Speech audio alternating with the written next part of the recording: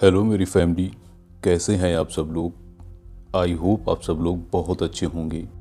आज की जो हमारी स्टोरी है वो स्टोरी है शनिवार वाड़े किले की, जिसका नाम आपने पहले सुना भी होगा और शायद कुछ लोगों ने तो वहाँ जाकर देखा भी होगा। हम उसी शनिवार वाड़े किले की बात कर रहे हैं जिसमें बाजीराव मस्तानी फिल्म की शूटिंग हुई थी। कहते हैं शनिवार वाड़ा एक रहस्यमयी किला है।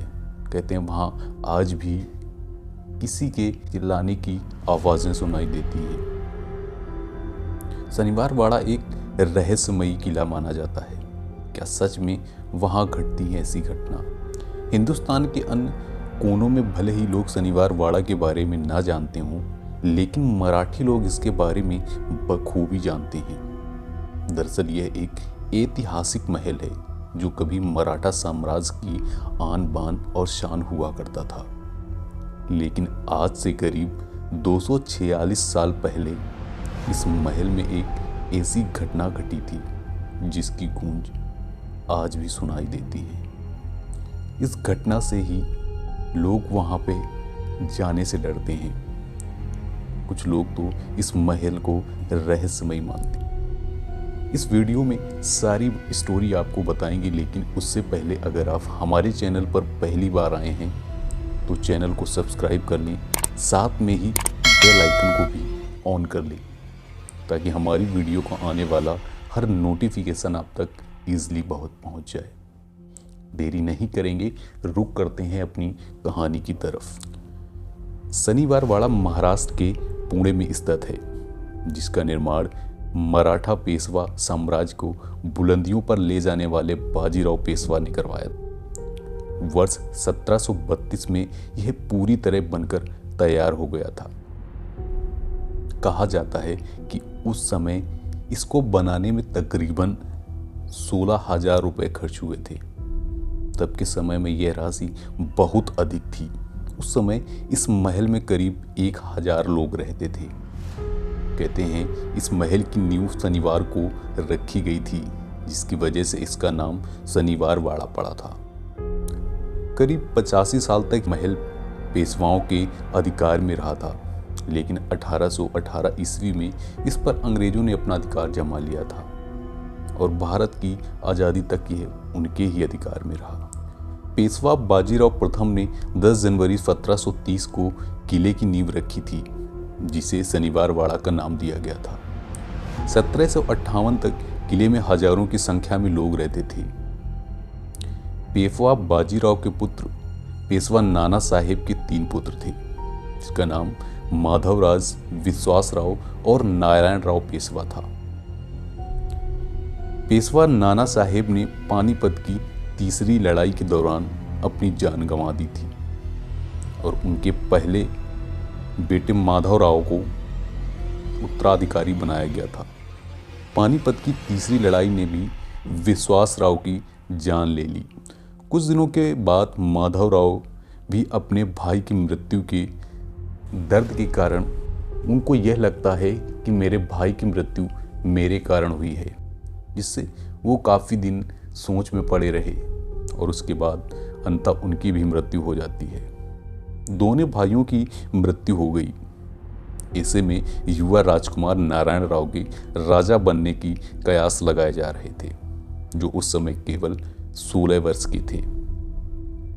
कम उम्र के कारण राजकुमार के चाचा रघुनाथ राव, जो कि नाना साहेब के भाई थे, उन्होंने साम्राज्य की जिम्मेदारी ले ली और इस पर शासन करना शुरू कर दिया।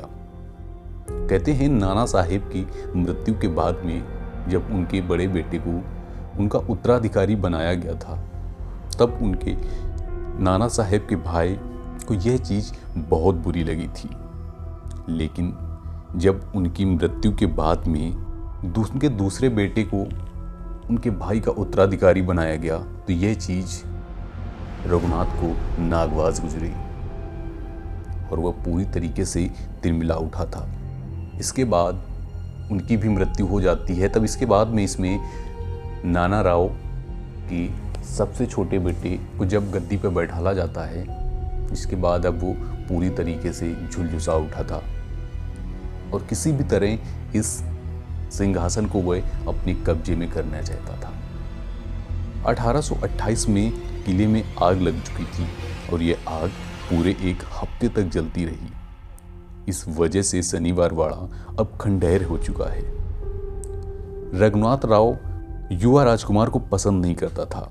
एक दिन शिकारी जनजाति के गार्डिस की मदद से रघुनाथ राव ने युवा पेशवा को मारने का प्लान बनाया, जिसके बाद नाना राव को ये बात पता चल जाती है और उन्होंने उसी घर में, उसी किले में अपने चाचा को कैद करवा लिया। रघुनाथ की इस हरकत की भनक नारायण राव को तब तक लग चुकी थी। नारायण राव और उनके चाचा रघुनाथ राव में उनके काफ़ी अच्छे संबंध नहीं थे। इसके बाद रघुनाथ राव ने अपने भतीजे को जान से मारने का पूरा प्लान बना लिया था। एक दिन भील साम्राज्य के सरदार था जिसका नाम गार्डी था, उसकी मदद से नारायण राव को मरवा दिया। नारायण राव जब उस वक्त अपने कक्ष में रात में सोए हुए थे, तभी उनके कक्ष में कुछ आवाज़ सुनाई देती है। इस आवाज़ से उनकी आँख खुलती है और वो उठकर बैठ जाते हैं, तो देखते हैं उनके चारों तरफ कुछ मुंह बांधकर लोग वहाँ पे हाथों में औजार लेकर आसपास खड़े थे।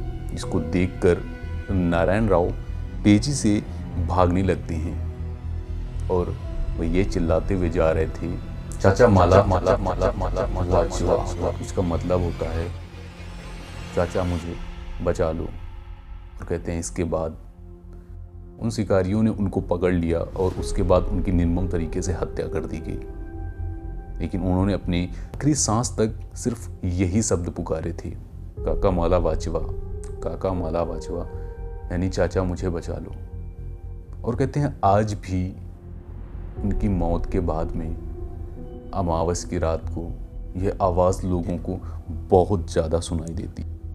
आज भी लोग 6:30 बजे के बाद इस किले के अंदर एंट्री पूरी तरीके से बैन है। दीपिका पादुकोण और रणवीर सिंह की अपनी famous blockbuster movie Bajirao Mastani एक प्रसिद्ध पेशवा बाजीराव उनकी दूसरी पत्नी मस्तानी के इतिहास पर आधारित थी। शूटिंग इसी शनिवार वाड़े में हुई है। फिल्म के बाद स्मारक को देखने के लिए पर्यटन में वृद्धि हुई थी। आज के समय का शनिवार वाड़ा किले की संरचना खंडहर में बदल चुका है, जिसके 5 दरवाजे बचे हुए हैं, जो कि है दिल्ली दरवाज़ा, खिड़की दरवाज़ा, गणेश दरवाज़ा, नारायण दरवाज़ा और मस्तानी दरवाज़ा। तो दोस्तों, ये थी शनिवार वाड़े की रहस्यमयी घटना। कहानी कैसी लगी है आपको कमेंट में ज़रूर बताएं और हमारे इस चैनल को सब्सक्राइब करें ताकि हमारी वीडियो का आने वाला हर नोटिफिकेशन आप तक इजीली पहुंचे। मिलेंगे जल्द ही आपसे एक नई कहानी के साथ में। तब तक के लिए अपना ख्याल रखें।